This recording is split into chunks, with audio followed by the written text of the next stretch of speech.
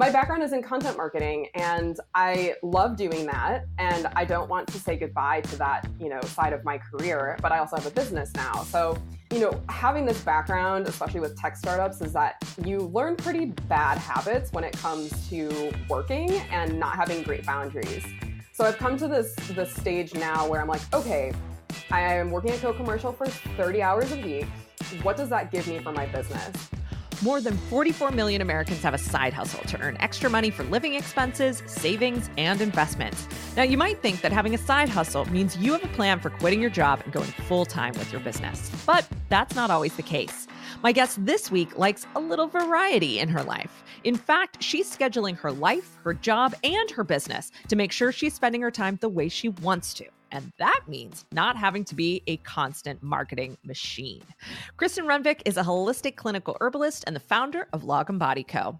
She's also our member experience specialist here at Co-Commercial. She has a passion for helping women optimize their health so they can live their purpose. She teaches workshops on holistic seasonal health and creates nature-based skincare products that nourish the skin and spirit. We chat about how she divides her time between life, job, and business, how she finds new customers without spending all her time marketing, why she has a love-hate relationship with Instagram, and much more. Now, let's find out what works for Kristen Runvik. Kristen Runvik, welcome to What Works. Thank you so much for joining me today. Thank you so much for having me. I'm super excited to chat with you. Yes. So I want to really focus this episode on how you market your business without marketing your life away, because I know that's really, really important to you. And I think it's really interesting from a business perspective too. But first, I think folks need a little bit of context, because not only are you the founder of Lagom Body Company, you are the member experience specialist at Co-Commercial, which means you work for me. Yes. And do a fabulous job of it.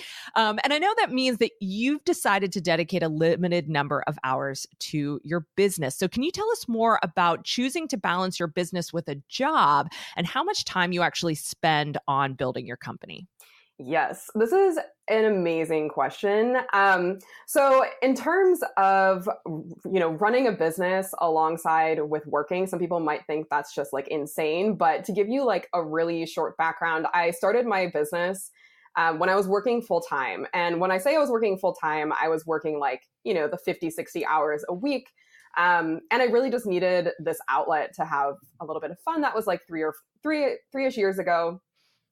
And then, when I've started school, clinical herbalism school, and I'm going through this transition of having a business, going to school, working for you, which is also super amazing. And my background is in content marketing, and I love doing that. And I don't want to say goodbye to that, side of my career, but I also have a business now. So, having this background, especially with tech startups, is that you learn pretty bad habits when it comes to working and not having great boundaries.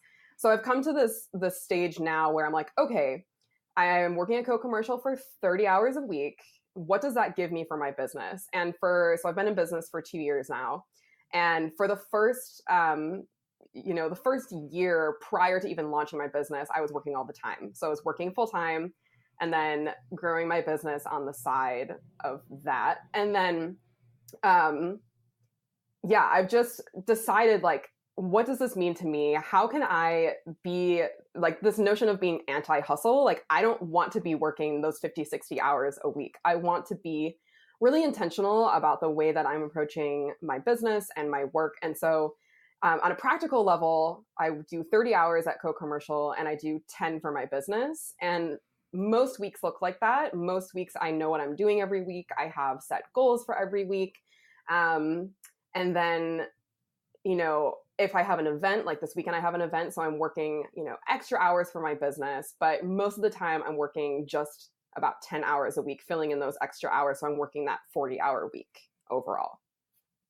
Awesome. Thank you for breaking it down like that. I think that's really helpful for people who are thinking about kind of the balance between maybe a side hustle or starting something while paying the bills with work that is consistent and comfortable and fun and meaningful at the same time. So you mentioned that you started Lagom Body Company while you were working full time, and you were also going to herbalism school. Was herbalism sort of a hobby for you before that, or did you get into it thinking, this is the business that I want to start? I think it totally started as just a thing for fun. So I grew up in a family who my aunt is like a master gardener. She helped raise me when I was a small child. When I was like 4 years old to about 8 years old, and she would always take me on plant walks and pointing out all the flowers and plants, like native plants to the Midwest where I grew up. And so the seed was planted kind of at a young age, but I didn't really get into it until probably my early 20s. And then once I hit my early 20s, I had just started my first job. I had just gotten out of college and I had no money. And so I was like, what am I going to do for Christmas? And I decided to make all these, plant-based herbal skincare and balms and like bath soaks and whatnot to give to my family to save money. And also because I was interested in it. And then it's kind of that typical story where people in my family and my friends were like, oh my gosh, this is amazing. You should totally sell this, or like, I want to buy this. So I think that once someone told me that they would pay me for it, I was like, what? So that was kind of a paradigm shift for me. But that was when I was in my early 20s, and I wasn't really thinking about starting a business at that point because I was kind of just starting my career in content marketing and the community management stuff. So flash forward to about 4 years ago when I was just, working all the time and I needed kind of this outlet. I was working remotely and just using a lot of mind space all the time. And so having plants to work with and creating products was really fun. And then I worked with a small group of people, kind of like a beta group, I suppose, and sent them stuff to try, and then, got good feedback again. And these were more like non-biased people, by the way. Like, these were not my family. They weren't really friends. They were more like acquaintances and other people I knew online that didn't really know me super personally, but were willing to try my products and give me feedback. So it turned kind of from a hobby to an accidental business. And then once it turned into that, then I was like, I actually really, really enjoy this. And as I studied the plants more and more, I realized just how connected I felt to it and how I wanted to learn more about it. Plants are super complex, but at the same time, super simple. And as humans, we have this relationship with them that, we used to live more close to the land, but we just don't anymore. And we live in a really busy society. So learning more about the plants really helped me ground, especially when I was working crazy hours. So it was as much for other people and helping other people live more naturally as it was for me to kind of slow down and appreciate the moment. Okay, so that leads me to another question. I swear we're going to get to marketing here in a minute, but just so that I can be sure that I'm understanding the time that you're spending on your business. So I imagine that when anyone turns a hobby into a business, there is an element of the hobby that is lost, and there's an element of the hobby that's retained. At least I imagine this. This is not my experience, clearly, but that's how I envision it. Where there's part of it, there's the sort of like doing it for fun piece of it, or that is your outlet, as you mentioned, that. Maybe saying that it's lost isn't the right thing, but it becomes something where you're more intentional about it, you're more strategic about it, you're thinking about it in a different way. And so that element gets lost. But I think there's also still a passion for the subject matter and a passion for, I can hear it in your voice when you're talking about the plants and you're talking about our connection to them, that there's an immense amount of passion that's still there. So there is that kind of energy of love and caring for this thing at the same time. So when you say you work on that business 10 hours a week, are you including the time that you're like in that fun part of what was a hobby? Or because like I see on Instagram taking hikes and finding plants to turn into your products and just kind of experimenting with your environment. Is that time that you're considering working on your business, or is that sort of the part of this hobby that's still a hobby for you? Oh, that is really a good question. Yeah. So the way that I break down my time when it comes to like the 10 hours a week, that is time that I'm either sitting on my computer, actually, writing marketing content, posting on Instagram, creating products. And that's not, so there's a difference between, creating a new product and formulating something brand new. And then there's another thing called compounding the formula to create a batch. So essentially there's a difference between,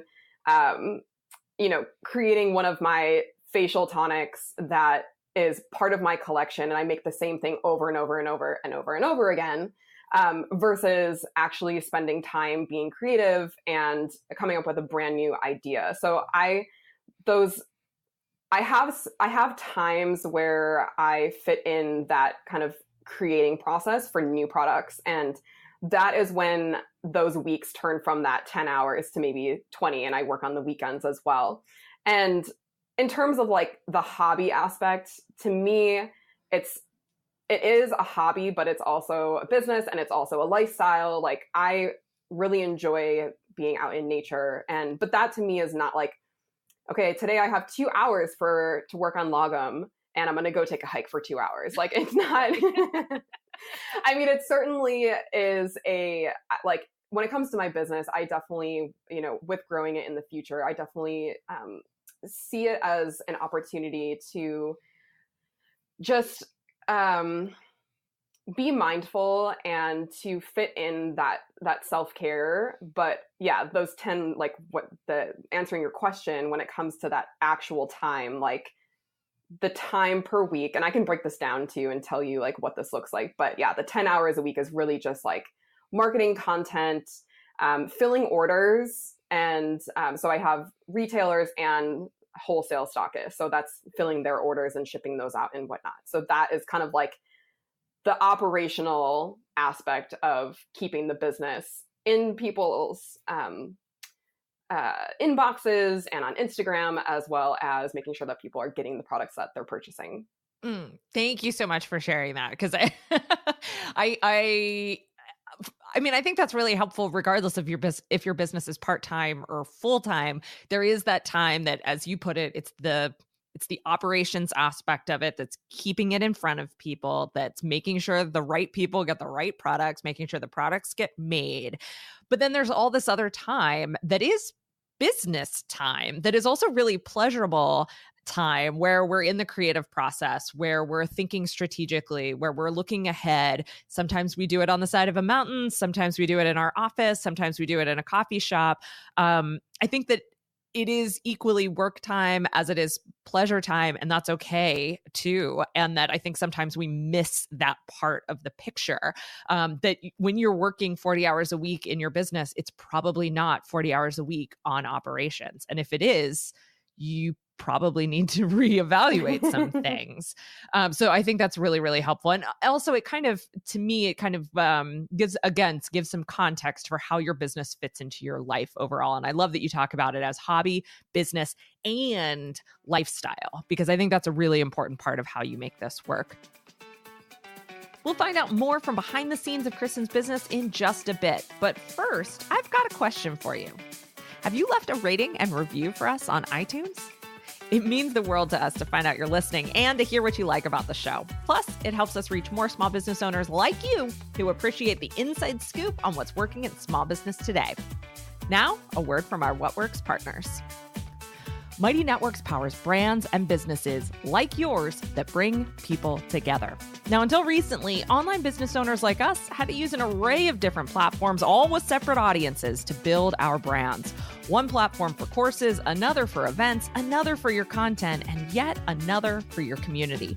Not only do none of these platforms work together, but forget about mobile, where we all know people are spending the majority of their time today.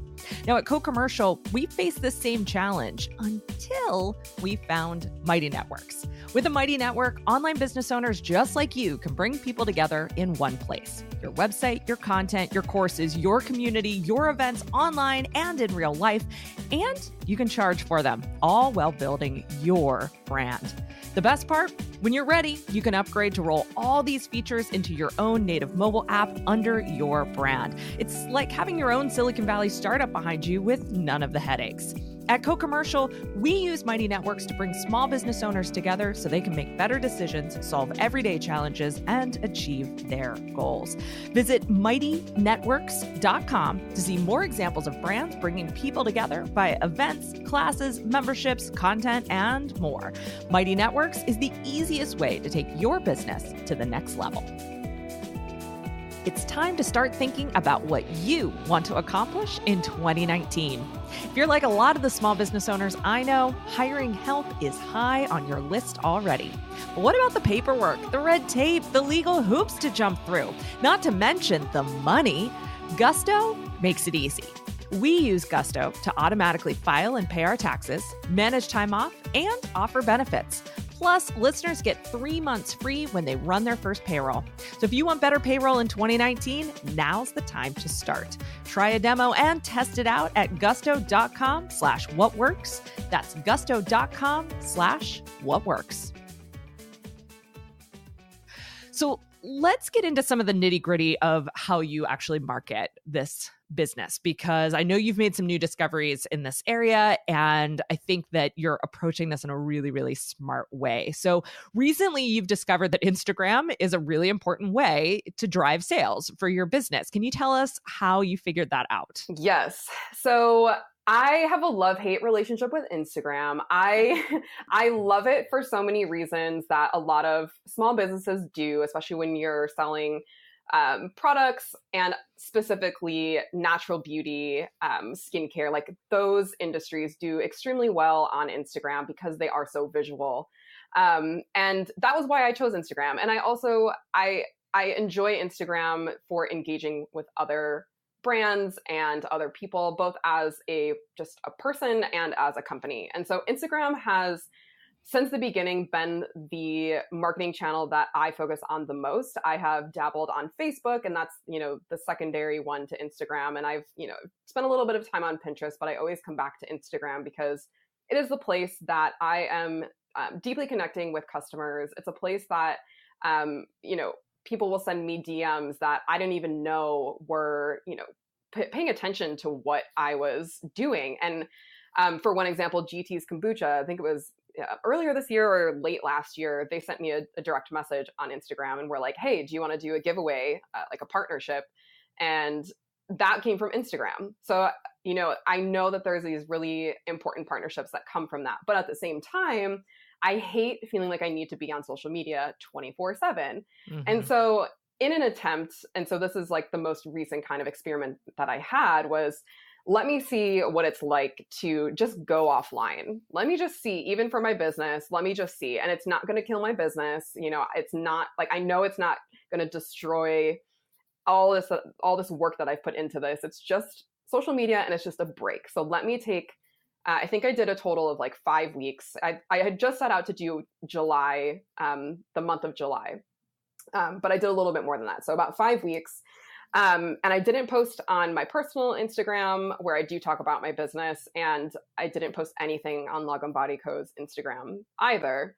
And I didn't know what to expect. But like I said, I didn't expect anything, bad to happen really. But what I did notice is that I had no sales besides like wholesale customers. Retail sales completely dropped off. And I should mention that I don't do any other paid advertising. So I don't do any like Google ads or Facebook ads or anything. So I don't have anything else running while I am taking this break. So so I realized that, oh my gosh, people actually are, when they don't see my content and they don't see my stories, they're not actually clicking over to my profile and then over to my my website. So that was interesting. And I kind of knew to an extent that they were related. I had a feeling that Instagram was really helping with pushing traffic over to my website, but I get traffic from other places as well. So I've done I've had my products featured on different blogs, and Facebook as well. Like, people are still coming from those places, but in terms of sales, they were just not happening. And so I was like, okay, fine. I will. So I came back to Instagram after that 5 weeks, and I just came back in a much more healthy way, because when I first started my business, so this year, what year is it? 2018? Last year? Like, what is happening? Like, time has gone by so fast. Okay, so in 2017, I made this commitment to myself that I was going to post on Instagram every single day. It was my first full year in business. And I was like, I'm posting on Instagram every day to build my brand, build that connection with my customers. And so I did it every single day, even when I didn't feel like it. And at the time, you could still, there's like the Instagram schedulers, and you could schedule things out, but you had to still post them yourself. Mm-hmm. Now you can do it automatically. And I was like, wow, that would have been super helpful. So I didn't have to be on there all the time. But yeah, now I have this healthier kind of boundary with Instagram, where I'm batching my content. So I'm still going on Instagram every day, but I'm not hanging out there every day. And I'm kind of planning ahead and making sure that, every other day there's something that's going up that's either educational or featuring a product, or sharing a little bit more about, my life and who I am as a person and the person who runs this company. Brilliant. What are you using to batch your content now? So I'm using later.com, and I've really enjoyed their product, because I've tried other ones, and I'm sure they're all quite similar, but yeah, Later has been the most fun. It's very visual. You can look at everything in a calendar, which works really well for my brain. And then you can have a preview of your Instagram feed. So you can also move things around and make sure that everything looks good according to your feed, your existing feed. Oh, I'm going to have to check this one out. I'm currently using Planoly and using it poorly. So I think I need to look at that. So when you're thinking about, I mean, that's such a perfect segue into what I wanted to ask next, which is, when you're thinking about like, what your feed looks like, what you want it to look like, how you're communicating with people, do you have a particular aesthetic for your Lagom Body Co. account? Or are you kind of just thinking more functionally? What is going into your thought process behind the actual content that you're putting on Instagram? So when I first started my business, I worked with a brand, like specifically a brand designer. So she's a graphic designer with branding background. And so we went through and we created a whole like branding Pinterest board, and chose all the colors and the fonts and whatnot that you normally do when you're working on a new logo and whatnot. And so I have this whole idea of what I want the experience on Instagram as well as on my website to feel like. And obviously I want them to feel the same. And when it comes to posting content, I have this kind of concept in my mind of how I want it to look. So for example, I don't want to have tons of inspirational quotes, but I want a couple. And I like them when they're just very minimal, where they're the white with the black text. So I like to have those sprinkled in. I like to have more plant ones where you can see, it gives more kind of visual texture to the feed. And then I've started putting more pictures of myself in it. Before, like when I first started, it was all just products. And I was like so excited about having a new business and taking pictures of my products that's all it was, plus like some quotes here and there.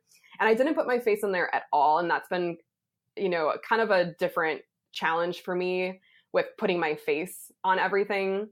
But at the same time, I've seen how it has benefited, because people are like, oh, hey, I know that person. I recognize that person. It's not just products. And so, yeah, so I do a combination, and it's usually 5 different types of content. And like I said, it's the quotes, and then a picture of me, or like some adventure that I'm taking, some kind of plant situation, products, and like behind the scenes kind of like making as well.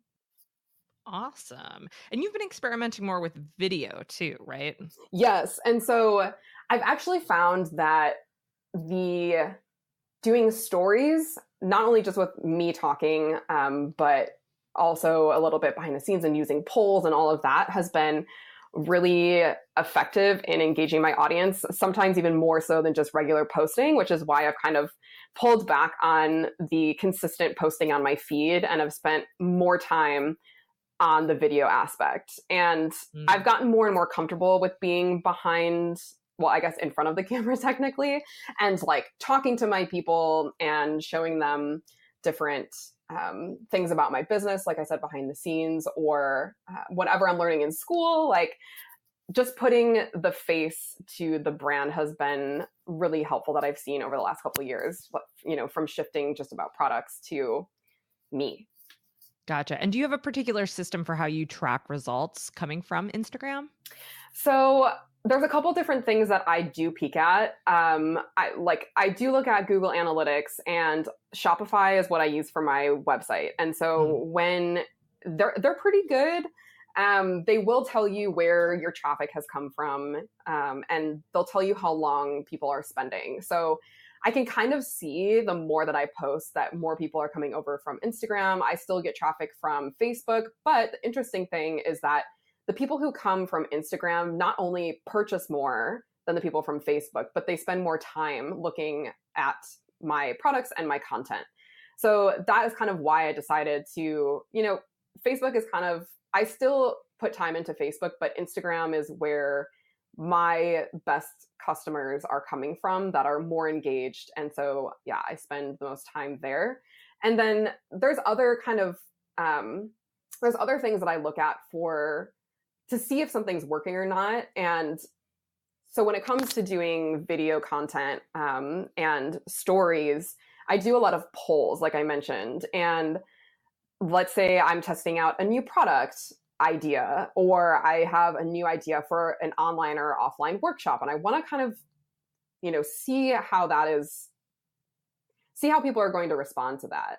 And so it's really interesting. Like, I love doing this because people are on Instagram, like they like it, they are just hanging out there anyway. And so I get a lot of responses from people who are looking at the stories. And so, for example, a couple weeks ago, as I'm working on a new body collection, and I wanted to know if people were interested in, you know, a bath salt that had more like peppermint, or if they wanted something more floral. I tend towards floral, but most people don't actually. And so I was like, okay, that's really helpful. So I actually ended up doing both because it was kind of split into, like, some people really wanted this more like pepperminty, citrusy thing, and then some people really wanted the floral. So I also use it for kind of, you know, gauging my people and what they actually are interested in buying. And so I also take it with a grain of salt. Like, I don't make decisions based on my Instagram polls, but I do use it to gauge. And I know who some of my best customers are, and they do engage with me on Instagram consistently. And so I look and see, like, okay, what did this person vote for? Because they're engaging all the time. So I'm like, what did she vote for? What did she vote for? And so I give their votes a little bit more weight. And yeah, I could go on a tangent in a good way. I was just gonna say, let me just add like one small thing. So when it comes to doing surveys, I know that this is really common in business to survey your customers to make decisions about your business. And I will say that I have done email surveys where I email my best customers with a type form survey and ask them, like, you know, like basic information about them, and then ask them feedback about specific products and what they're looking for, and all these different things. But I have found that the Instagram like polls have been quicker. They've been more effective. I get more responses. Of course, they're not as in depth, but I'm getting more like engagement from these people. And it's been really interesting over the last couple of years of testing these different ways to connect and survey my customers. Yeah, well, I think it's amazing the kind of transparency that Instagram gives you for the amount of engagement and specifically who's engaging and what they're saying. I don't know that there's any other platform where you can kind of have that kind of direct engagement. I think that Instagram on the surface looks like this very, well, superficial kind of social media platform. Like, oh, we're posting pictures and we're liking them. But the more I've gotten into it and the more I've made it my core social media platform, the more I see how much freaking depth there is to Instagram. And so I think if you've been avoiding Instagram for that reason, I think there's a lot of reasons to get in there, to get talking to people, to get posting, regardless of if you use it personally or for business or whatever it might be. There's a lot of richness on that platform that you wouldn't expect. And some of it is extremely business oriented. So I really appreciate you highlighting all of that. I'd like to shift gears a little bit and sadly move away from Instagram and talk some about events. You've mentioned events a couple of times now, and I want to dig into that a little bit before we wrap up. So you also do kind of in-person events and online events to find new customers and grow your brand. What does a kind of typical in-person event look like to you?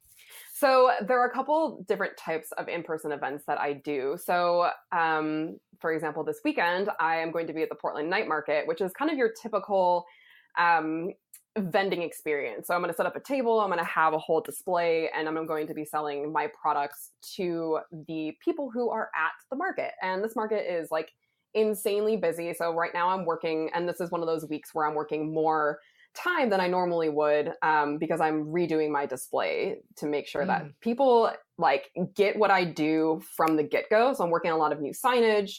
And so what I love about in-person events is you obviously make money. You never know what's going to happen. Sometimes some events are really busy and you make no money. Sometimes they're like dead and you still make money. Like you just never really know what's going to happen. So the one thing that I always do, no matter what at events, regardless if I'm making sales or not, is I have a sheet out or a notebook or something where people can give me their email addresses. So I get tons of email addresses this way, and it's super effective. The other type of in-person events that I do are these more like curated events that are that combine an educational aspect to them. So it's either making a product or hearing more about seasonal living and natural skincare, or plants or herbs. And those are much more effective than doing these vending events in terms of, selling seats to them. And then at the end, it's amazing because people are like, oh, they're already a targeted audience who are interested in what I'm doing. They're interested in natural skincare. That's why they're there. For example, I've done, bath salt classes, and I've partnered with a local coffee shop and we've done coffee scrubs. And then at the end, then I have a little area where I have my products and I sell my products. So those have been much more effective in terms of sales and collecting email addresses than vending at these random events. But I like to do both of them because they're both effective in different ways, and they're both important to, being part of the community, getting out there and meeting new people, and also having more targeted events that are more fun to me and I think more fun for other people.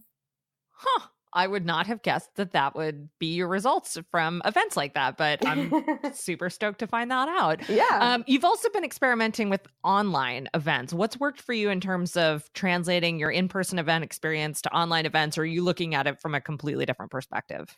I feel like, so I've just started doing the online events, and I've taken okay, so to give you context on the in-person events where you're making stuff, that is actually not my favorite way they're very effective, but they're not my favorite. Like you have to order so much inventory, and then like you have to sell the tickets, and then the other events where I might not make as much money, but I just kind of show up, and then, people either buy it or they don't, and then you're kind of done. But when you're teaching these classes, like there's so much more prep that goes into it. So, I was like, how can I take this online and kind of drop the inventory aspect of this? Like, how can I make this more profitable to me as a business, and not really have to worry about, providing things for people to make a product with? And so I've been doing teaching. The last one I did was it was called Nourished, and it was an online workshop, essentially talking all about the different plants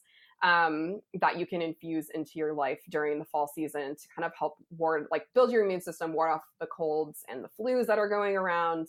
And then I walked through some DIY skincare that you can make yourself. So I don't have to actually provide the stuff, but I showcase kind of how to go about buying them and where to buy them. And then the last part was about setting goals and intentions for the rest of the year. So I've run other classes like this before in person, and I really enjoy them. I don't have to bring a bunch of stuff, but I do offer, so this is what I've been testing, is I offer 2 different types of tickets to the class. And one of them is the ticket to the teaching plus a product. So whatever that product might be for that season, because I'm going to do these seasonally.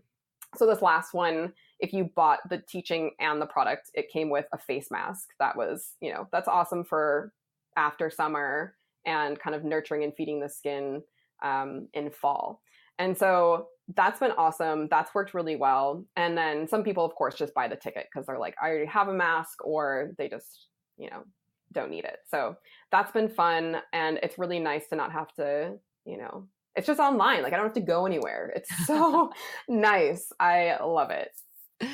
That's awesome. I love that you've taken sort of what works about these in-person events that you don't love and turned it into an online event that eliminates that component of it, but keeps the stuff that works. I mean, that's a phenomenal lesson. It doesn't matter whether you're an herbalist or whatever your business is. If you've got something that works, but there's an aspect of it that you don't like, how can you rework it so that aspect isn't in there anymore? Yes. I mean, it seems like a no-brainer, but I know people get so hung up on doing things that they don't like just because they work.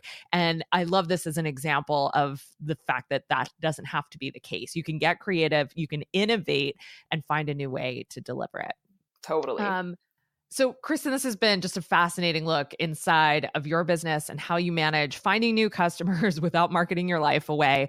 What's next for you, and what's next for Lagom Body Company? So let's see, all the things. I'm in my second year of clinical herbalism school, and then next year is the actual clinical work. So I'll be working in the free clinic in Portland, and then I'll also start taking on some of my own clients as well, which will be super exciting.